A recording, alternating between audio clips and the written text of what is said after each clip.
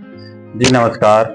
मैं आलोक राय एक बार फिर से बहुत दिनों के बाद आपसे रूबरू होने आया हूँ। आज एक छोटी सी कहानी। इस कहानी का शीर्षक है कि हम इस कहानी से 4 बातें सीखने जा रहे हैं। आपने कछुए और खरगोश की कहानी तो सुनी ही होगी, तो मैं उस कहानी को आज पूरा सुनाने जा रहा हूँ। एक बार कछुआ रहता है और खरगोश रहता है, दोनों रेस लगाते हैं और रेस कछुआ जीत जाता है। और जीतता क्यों? क्योंकि खरगोश को बड़ा घमंड रहता है कि मैं रेस तो जीत ही जाऊंगा, कछुआ मेरे सामने कहाँ जीत पाएगा। और खरगोश पेड़ के नीचे आराम करने लगता है और कछुआ रेस जीत जाता है। तो जब रेस जीत जाता है तो खरगोश को गुस्सा आता है, यार कि मैं इतना बलवान होके और रेस नहीं जीत पाया, इतना धावक होके।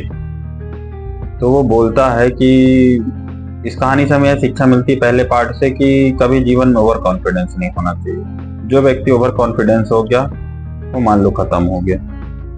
उसके बाद खरगोश फिर से कहता है कि चलो कछुए भाई फिर से रेस लगाते हैं। तो कछुआ मान जाता है कि मैंने धीरे से जीत गया, फिर से जीत जाऊंगा। फिर से स्टार्ट करते हैं दोनों, और दोनों स्टार्ट करते हैं और खरगोश तेजी से दौड़ के रेस जीत जाता है। तो दूसरी कहानी से हमें शिक्षा मिलती है कि अपनी गलतियों से सीख लो और प्रयास करो, सफलता जरूर मिलेगी। तीसरी पार्ट फिर से कछुआ बोलता है कि चलो ऐसा करते हैं कि अब एक बार तुम जीत गए, एक बार मैं जीत गया, अब ऐसा करते हैं कि फिर से रेस लगाते हैं, देखते हैं कौन जीतता है, पर रास्ता बदलते हैं। तो खरगोश ने बोला ठीक है, पर रास्ता? बोले कुछ दूर अपन जमीन में दौड़ेंगे फिर पानी में। बोले ठीक है। दोनों रेस स्टार्ट करते हैं। खरगोश फिर से तेज गति से दौड़कर नदी के पास पहुंच जाता है। कछुआ धीरे धीरे आता है, नदी के पास पहुंचता है। अब खरगोश से तो तैरते बनता नहीं था, तो कछुआ नदी पार करता है और रेस जीत जाता है। इस कहानी से हमें शिक्षा मिलती है कि अपने स्ट्रांग पॉइंट पे हमें हमला करना चाहिए, हमेशा अपने मजबूत पक्ष को सबके सामने रखना चाहिए, आपको सफलता जरूर मिलेगी। खरगोश को गुस्सा आती है। खरगोश कहता है चलो कछुए फिर से रेस लड़ाते हैं, पर अब ऐसा करते हैं दोनों साथ में मिलकर रेस लड़ाते हैं।